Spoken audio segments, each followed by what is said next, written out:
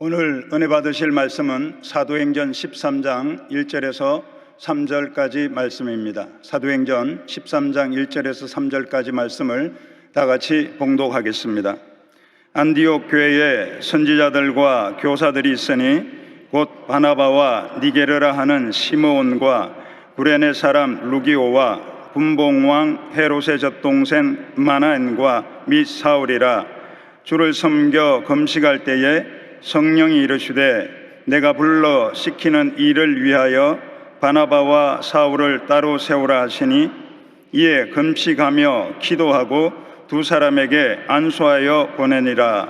아멘. 귀한 찬양 감사드립니다.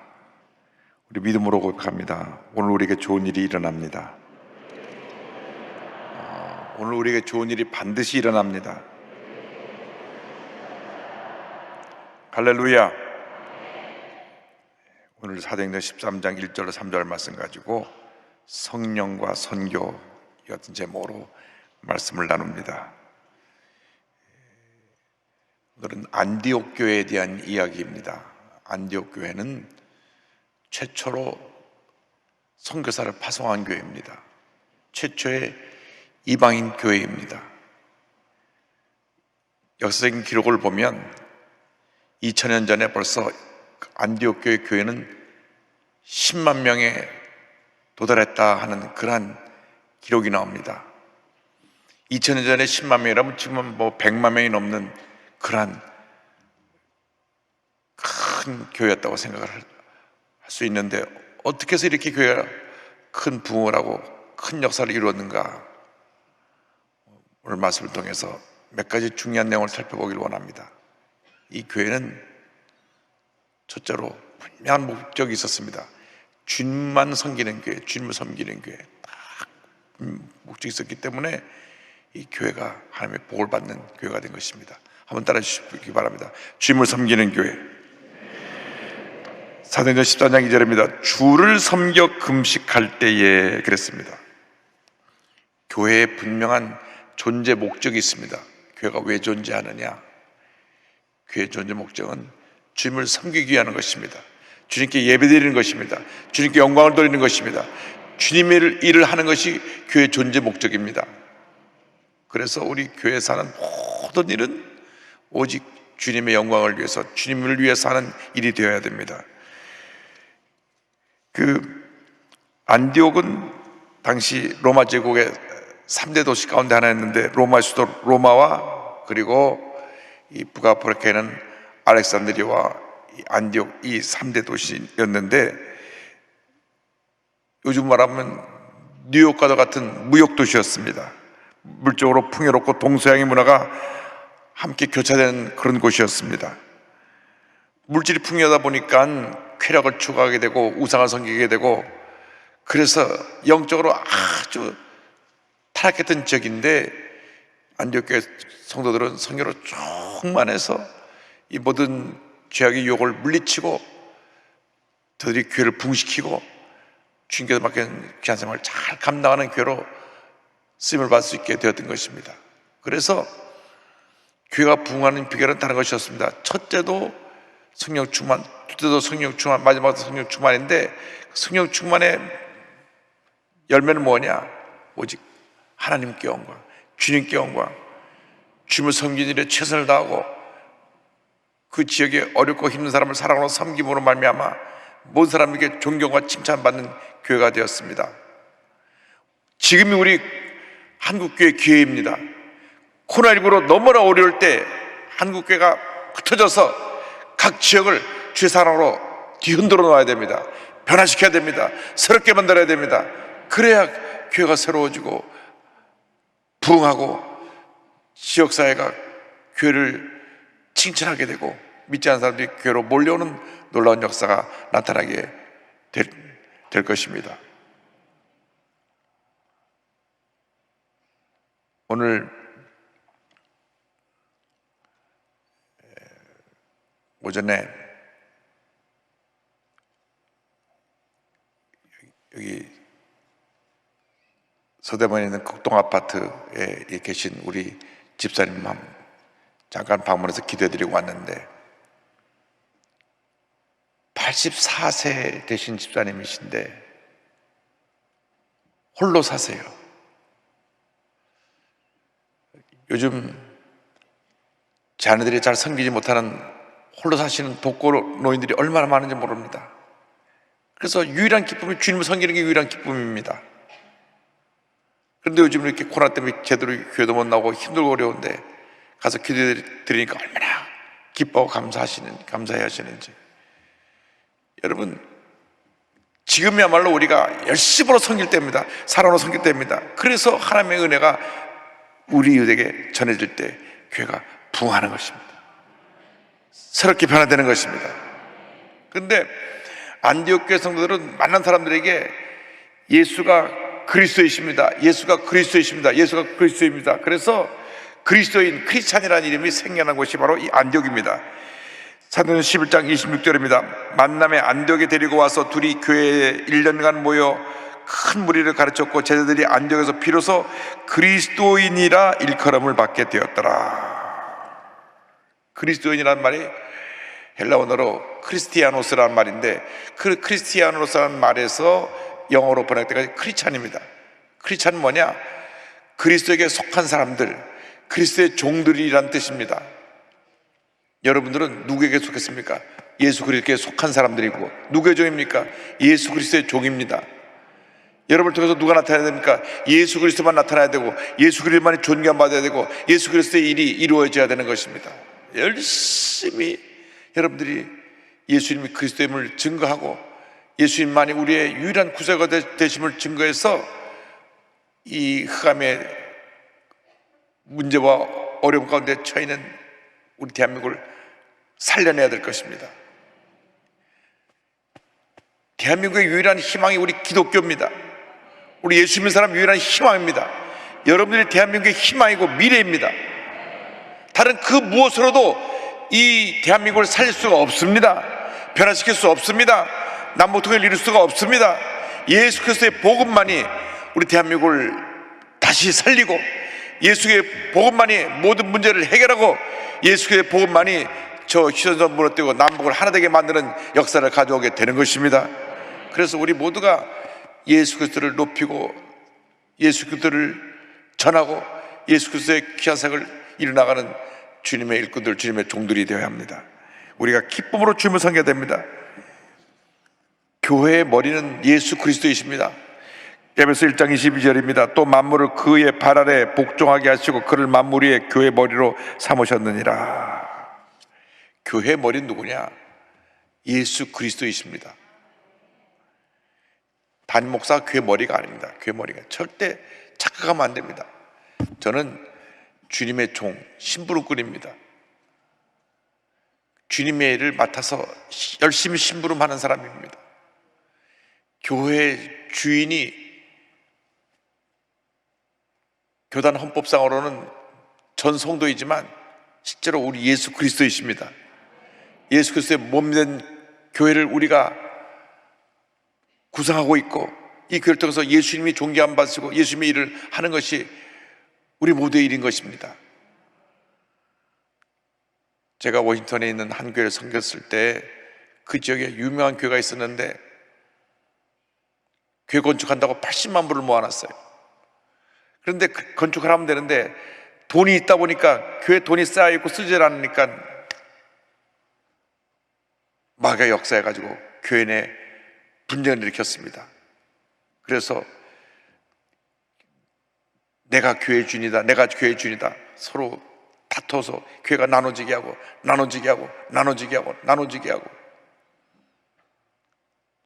수도 헤아릴 수 없이 교회가 나눠져서 누구 말 들으니까 그 교회로부터 시작된 교회가 14교회래요. 14교회. 한 교회가 14개로 갈라지고 그 건축공은 80만 불은 다 사라져 버렸어요.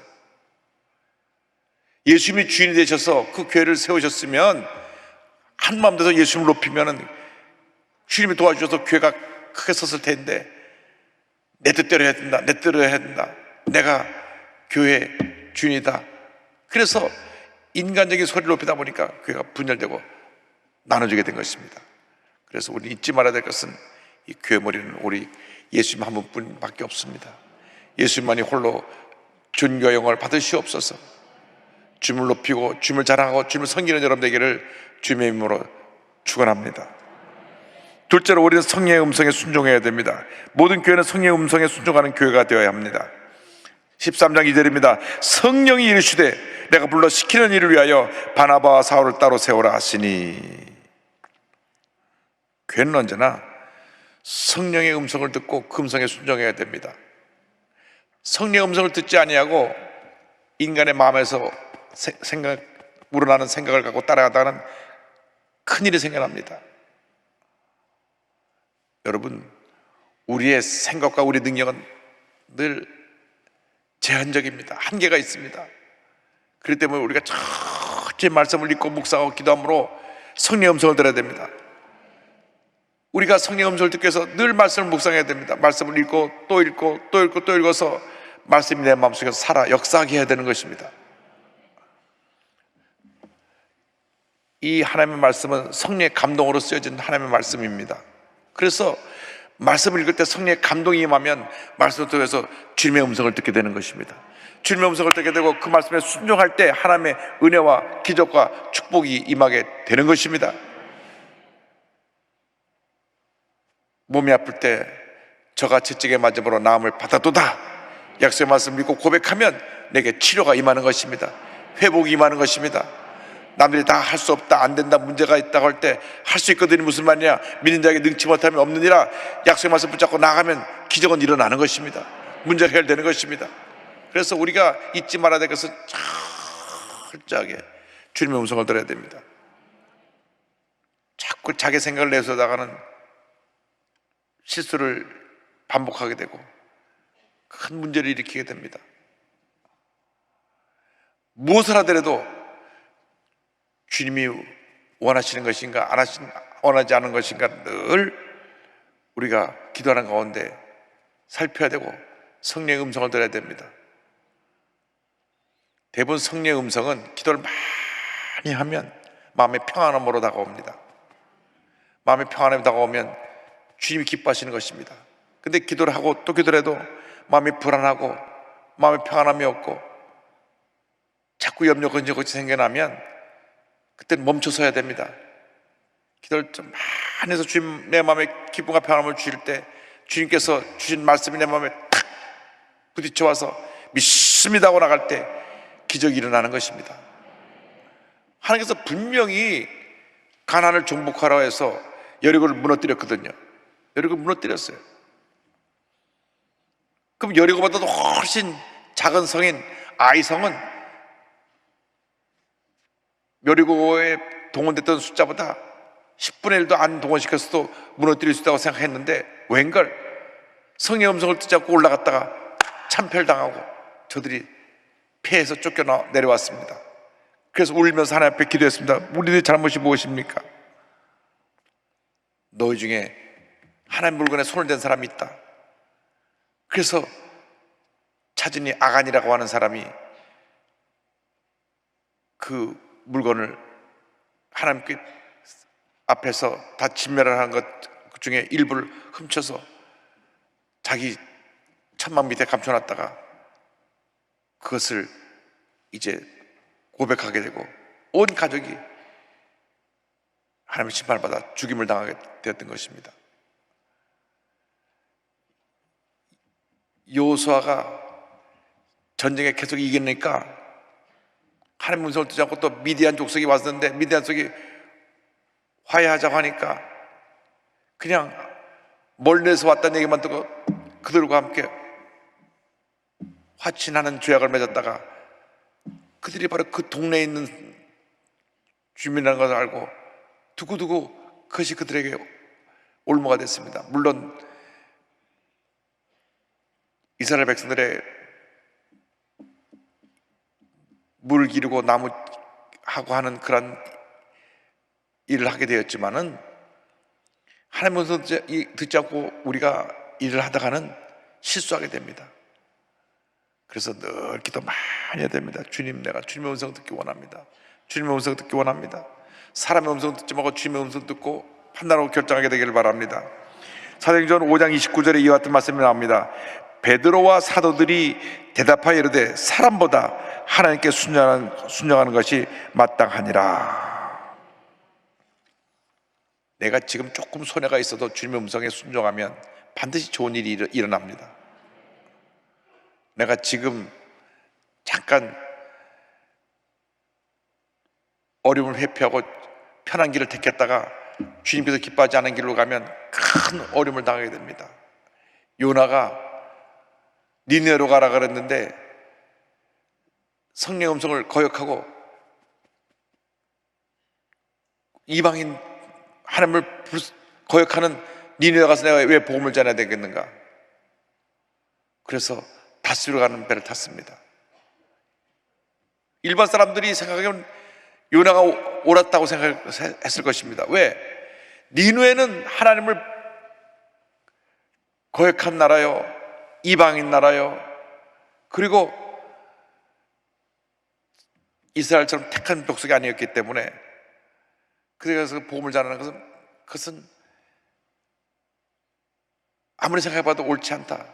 그 성령의 음성은 가라는 것인데 본인은 그로 가지 않고 다스로 가는 배를 타다 툭날 만나다 막 배가 뒤집어지게 될 정도로 큰 고통을 당하고 결국 물고기 뱃속으로 들어가게 됐던 것입니다. 여러분, 우리가 주님 일을 할 때는 아무리 힘들고 어려운 일 다가와도 믿음으로 순종해야 됩니다. 가라 하면 가는 것입니다. 멈추라 하면 멈추는 것입니다. 기도하고 순종하면 하나님께 기적이 일어나는 것입니다. 약속의 말씀을 붙잡고 말씀을 따라 살아가는 여러분 되기를 바랍니다. 시편 119편 105절입니다. 주의 말씀은 내 발의 등이요 내 길의 빛이니이다. 그래서 하나님이 하라 할 때 그 일을 해야 됩니다. 하나님이 하지 말라 하면 절대 그 일을 하면 안 됩니다. 여러분들이 스스로 압니다. 내가 이렇게 하는 것이 하나님을 기쁘시게 하는 것인가, 기쁘시게 하지 않는 것인가. 기도 많이 하고 주님이 기뻐하신 선택을 하는 여러분 되기를 바랍니다. 셋째로, 안디옥 교회는 기도하며 선교에 힘쓰는 교회였습니다. 13장 3절입니다. 이에 금식하며 기도하고 두 사람에게 안수하여 보내니라. 금식하며 기도하고 안수하여 보내니라. 여기 우리가 주목해야 될 내용이 있습니다. 모든 일은 기도하고 난 다음에 실천해야 된다고 하는 것입니다. 사업을 할 때도 하나님 기뻐하시는 사업이 되게 해달라고 기도 많이 하고 사업을 해야 됩니다. 아침에 가서 가게 문을 열 때도 제일 먼저 가게에 가서 기도하면서 오늘 하루를 주님께 맡깁니다. 기도를 시작해야 됩니다. 직장에 다니는 분은 직장에 가서 다른 사람보다 한 30분 일찍 먼저 가서 자리 정돈하고 앉아서 기도해야 됩니다. 성경 읽고 기도해야 됩니다. 오늘 하루 일과를 주님께 맡깁니다. 땡 하고 시간 맞춰 들어가고 땡 하면 나오는 그런 사원이 되면 안 돼요. 그럼 절대로 큰 사람이 못 됩니다. 일찍 가고 늦게 나와야 됩니다. 주 40시간 근무 시간을 다 시간 재갖고 일해가지고 하는 게 아닙니다. 삼성 연구원들 보면 밤 10시, 11시까지 막 일을 해요. 그러니까 세계 1등 브랜드를 갖게 된 것입니다. 물론 크리스찬 기업은 아니지만 그 안에 많은 기독교인들이 있습니다. 그들이 어디 있든 간에 본을 보여야 됩니다. 공부할 때도 본을 보여야 되고, 사업할 때도 본을 보여야 되고, 직장에서도 본을 보여야 되고, 의사가 진료할 때는 다른 누구보다도 친절하게 관심을 갖고 진료를 해줘야 되고, 뭘 하더라도 성심성의껏 할 때 사람들에게 감동을 주고 하나님의 은혜를 끼치게 되는데, 이 모든 일에 기도로 시작하라는 겁니다. 기도 없이는 아무것도 하면 안 됩니다. 아무리 바빠도 기도 없이 먼저 뛰어나가지 않게 되기를 바랍니다. 그러면 빨리 가는 것 같은데 오히려 먼 길을 돌아가게 되는 그런 큰 어려움을 당하게 될 것입니다. 한평생 함께 할 반려자를 만날 때에도 기도하고, 성령의 감동이 왔을 때 가족을 이루고, 내가 어떤 직업을 선택할 때도 기도하고 하나님 기뻐하시는 그 직업을 선택을 하고, 무엇을 하든지 하나님이 기뻐하시는 일을 하게 될 때 하나님께서 복을 주십니다. 성경의 모든 위대한 사람들이 기도하는 사람들이었습니다. 사무엘은 온 민족이 우상과 숭배에 빠졌을 때 미스바 기도를 열어서 하나님의 도우심을 간구했습니다. 사무엘상 12장 23절을 보니까 이와 같은 말씀이 나옵니다. 나는 너희를 위하여 기도하기를 싫은 죄를 야훼 앞에 결단코 범하지 아니하고 선하고 의로운 길을 너에게 가르칠 것인즉. 특별히 교회 교육자 재직들은 기도의 본을 보여야 됩니다. 기도에 앞장서야 됩니다. 절대로 기도를 소홀히 하면 안 됩니다. 1순위가 뭐냐? 기도입니다. 기도 많이 하고 내가 사역을 하고, 기도 많이 하고 교회를 섬기고, 기도 많이 하고 하나님의 역사를 이룰 때 하나님께서 복을 주시는 것입니다. 기도 없이 뛰어다니면, 기도하지 않고 뛰어다니면 시험에만 들고 상처만 받습니다. 기도 없이 봉사한다고 열심히 뛰어다니다 보니까 열심으로 일을 했는데 혼자 상처는 다 받았어요. 내가 이렇게 열심히 했는데 아무도 나를 알아주지 않는다고 혼자 씩씩거리면서 상처받고 교회를 떠나는 경우가 많이 있습니다. 왜? 기도 없이 일을 하니까, 기도 없이 봉사하니까 그런 것입니다. 기쁨으로 감사함으로 기도하면서 섬기면 그 은혜로, 그 기쁨으로 더 충성하게 되고 더 헌신하게 되는 것입니다. 기도하고 주님을 섬기는 여러분 되기를 바랍니다. 예수님의 일생이 기도의 일생이었다는 것을 잊지 말아야 됩니다. 그리고 안디옥 교회가 금식하며 기도했다는 말이 2번이나 나오는데, 언제? 선교사를 보낼 때. 선교사를 보낼 때 누굴 보냈느냐? 안디옥 교회 5명의 지도자 가운데 가장 대표되는 바나바와 바울을 보냈습니다. 선교사는 누가 가느냐? 가장 최고의 인재가, 최고의 사역자가 선교사로 가는 것입니다. 사역에 실패하는 사람이 가는 것이 선교사가 아닙니다. 또 베스트가 가는 것이 선교사입니다. 그래서 내 생명 바쳐 복음을 전하기 원합니다 하는 분들을 선교사로 파송할 때 하나님께서 복을 내려주십니다. 마태복음 28장 18절 20절에 예수님의 지상명령이 나옵니다. 예수께서 나와 말씀하여 이르시되 하늘과 땅의 모든 권세를 내게 주셨으니 그러므로 너희는 가서 모든 민족을 제자로 삼아 아버지와 아들과 성령의 이름으로 침례를 베풀고 내가 너희에게 분반 모든 것을 가르쳐 지키게 하라. 볼지어다 내가 세상 끝날까지 너희와 항상 함께 있으리라 하시니라. 이 귀한 사명을 감당하기 위해서 교회에서 최선의 노력을 들여서 최고의 정성으로 가장 모든 것이 갖춰져 있고 뛰어난 사람을 선교사로 파송할 때 하나님께서 기뻐하시고 복을 내려 주실 것입니다. 안디옥 교회에서 바나바 목사가 없으면 교회 수석 목사님이시니까 참 교회가 어려움이 많이 처했을 터인데, 또 바울 젊은 목사지만은 정말 교회 미래를 이끌고 나갈 그런 훌륭한 목사였는데 그 2분을 뽑아서 먼저 선교사로 보내고 나머지 분들이 안디옥에서 뒷받침을 했습니다. 그래서 여러분들이 주님 앞에 드릴 때는 최선의 것을 드려야 됩니다. 최고의 것을 드려야 됩니다. 그때 하나님 기뻐하시고 감동을 받으시는 것입니다. 오늘 낮에 제주도에서 남원교회 목사님과 장로님 2분이 오셨습니다. 오셔서 남원교회가 이제 내년도 90주년을 맞이하고 100주년을 맞이하는데 여러 가지 좋은 계획을 세우고 있습니다 하고 왔는데, 거기에 원로 장로님이 오셔서 옛날 어릴 때 이야기를 하시는데 제가 굉장히 감동을 받았어요. 본인이 초등학교 다닐 때 저희 할아버님께서 거기 제주도 남원에 가셔서 교회를 세우시고 교회를 목회하셨는데,